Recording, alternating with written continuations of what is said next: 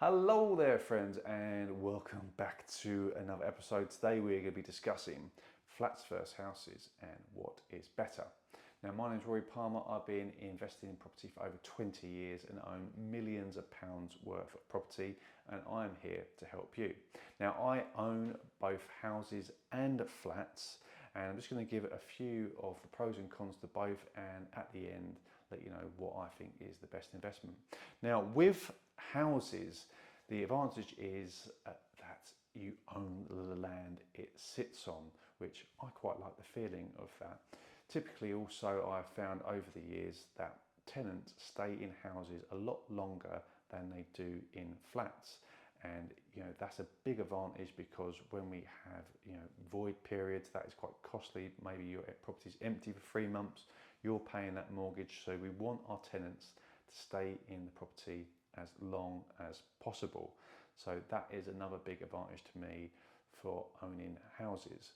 Another advantage is I know I'm responsible. If there's a problem with the roof, a problem inside the property, the external skin of that house, I'm responsible, and I like that. I like that I know I have to take care of it. I don't need a third party coming in and making things more complicated, and sometimes just creating fees and giving me double, 3 times the price of what it would be with the flats. Now, what are the advantage of flats? Well, the first and most obvious one is a lot of time it's a cheaper barrier to entry. Flats are cheaper.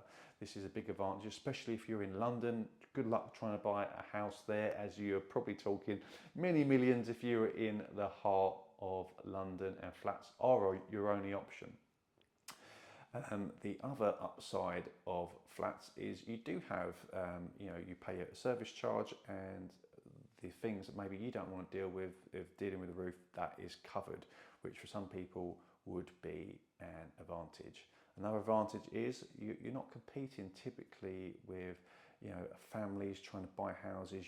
You're competing with first-time buyers and other investors typically, as flats typically are the place people first go to, and taking out that section of the market of homeowners can be a definite advantage. Now, what are the downsides of buying houses? Well, it's a higher cost to get in there, and that is probably the biggest downside for me. And you are responsible for everything, and you can't give it over to a third party. That is a bit of a bad bit. And also, you are competing with families when you're buying investment properties and houses.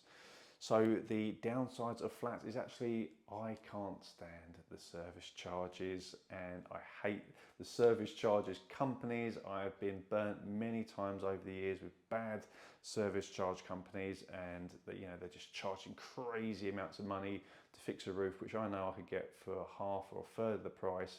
But you can't argue with this, and even though you pay a monthly service charge, then sometimes there's not enough money in the kitty, and you have to pump in even more when big works are due. And I'm actually currently going through this with a property that I own in Nottingham, and it's nothing you can do, and it just takes out a load of your cash which you want to use for something else. Another downside is you don't actually own the land that the property sits on. You're leasing the flats, okay, and you don't own the actual land itself, unless you've got a share of the freehold where you own just a share of that land. I really don't like you have to renew your leases as well. Now, even though the government are cracking down on this a little bit more, and they're getting rid of low leases, and we're having 999 years and freeholds becoming a lot more of a thing in the future, I think that's actually a really great thing for flats.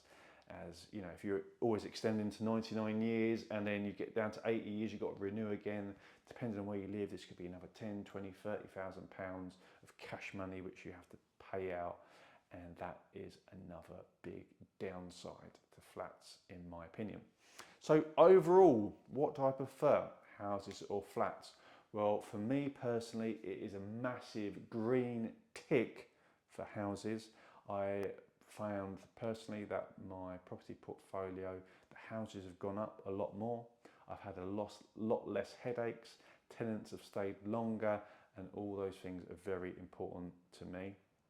Flats I've had a lot more issues with, People stay for shorter terms, so I'm having to, you know, paint them, redecorate them a lot more, more void periods, and I just really can't stand the management companies that cause, you know, sometimes more problems than they're solving, and I hate that element to flats.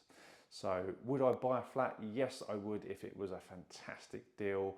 But if I had the choice between a fantastic house deal or a fantastic flat deal, I'm taking the house every time, even though I can buy a lot less of them because of the higher, you know, initial purchase price. I'm still going this way. Let me know what you think in the comments, whether you prefer houses or flats, and your reasons for this as well. I'm very interested to hear. Like, subscribe and comment, and we'll see you next week. Thanks for watching, guys.